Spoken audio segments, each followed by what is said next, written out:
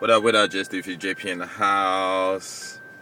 Anyway, this is part 2 of 99.9. So, what they're doing is they're just looking for someone to spend time with. But basically, even more than spend time with, it's just to go help them, how could I say, release a lot of energy. And that's what I think stress is. It's just basically a lot of energy that you have that's built up. And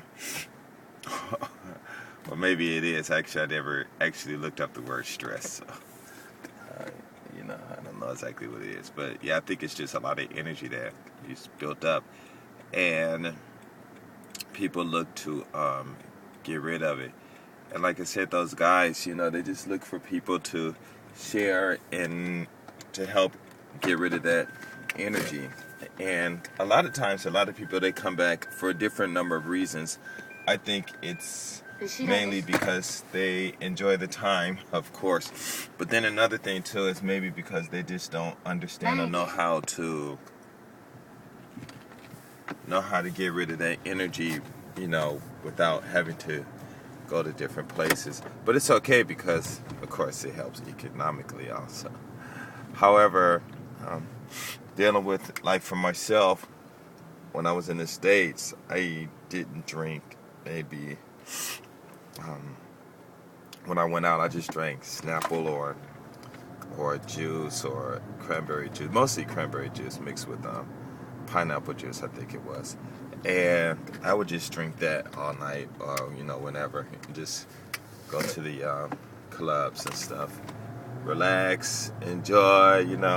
I'll talk. I just went to the clubs just to get rid of stress, just to dance only, and I would talk to the girls and women there. I remember one time I got turned down like 13 times in a row. I see sisters, they're sitting at a bar, just asking in line, and it's like, no. 13, I was like, okay, it's all cool. But I never hated on sisters or anything because of that, so what, But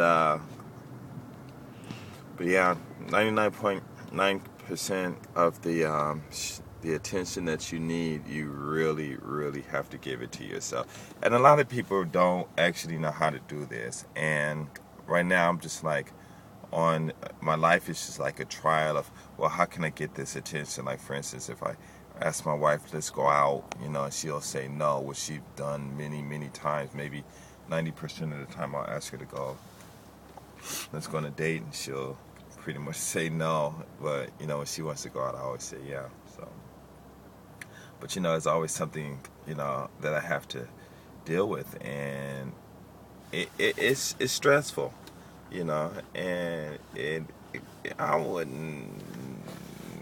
I would say it would hurt, but I won't like to use that word, not because trying to run from or anything, but it just makes it complicates it, and that's not the problem. Why she said no is why I should understand, and if it's just because she just don't want to go, then I should have that respect and say, okay, fine. And that's what I always say, or they always say, have a plan A, B, C, D, double A, triple Z, just in case it's something, doesn't go the way you want. So she said no.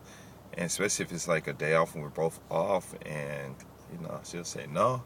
I'm like, all right, cool. I'm God. I'll just go take off somewhere.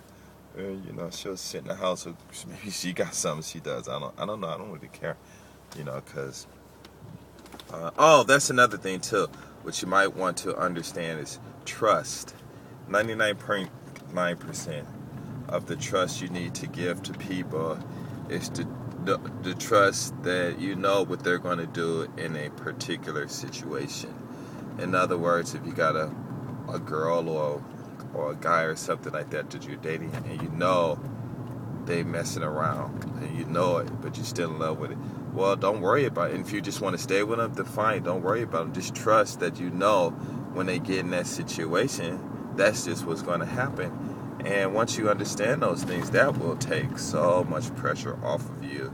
It's just incredible. Like, one of my friends, this girl, when I was dating and stuff, she asked me, are you messing around? And I was like, what do you mean messing around? She's like, you know what I'm talking about.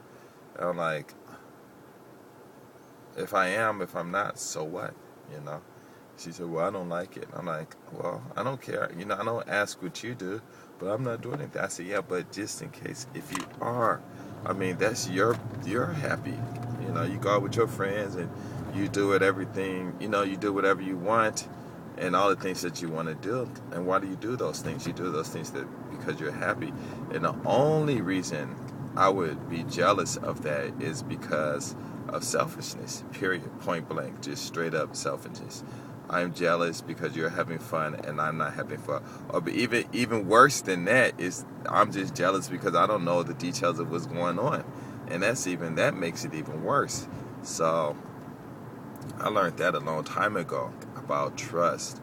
And I think that's one thing that really gets to us, especially when it comes to attention, is that there's a trust that we feel that this person's going to do this for us or do that, so these feelings won't happen to us. And trust shouldn't be built on what we think a person should do.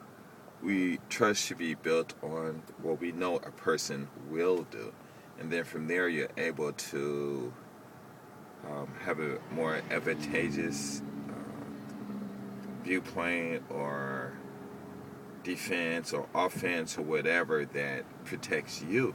Because in a relationship, the most important person is and always will be you or yourself. So, and I really don't want to make this long, these videos, because I can go on and on about this forever, and I'm sure everyone understands. But like I said in my other videos, guys, you should not have sex till you graduate from college or turn over 22. Okay, before that age, you just mess it up. Sex is not all that you think it is.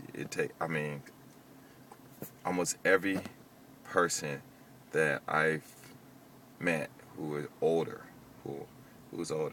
they all tell me the same thing.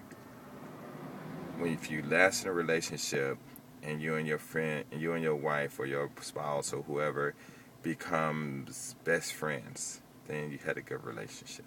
And that's all it boils down to, is just being good friends. And that's what I tell a lot of my friends. I said, if you really, really, really want to have a long-lasting relationship, then you should marry your best friend, because your best friend already knows everything that you're going to do. And then if you put my definition of trust, which is understand that when a person gets in this situation, this is exactly what they're going to do.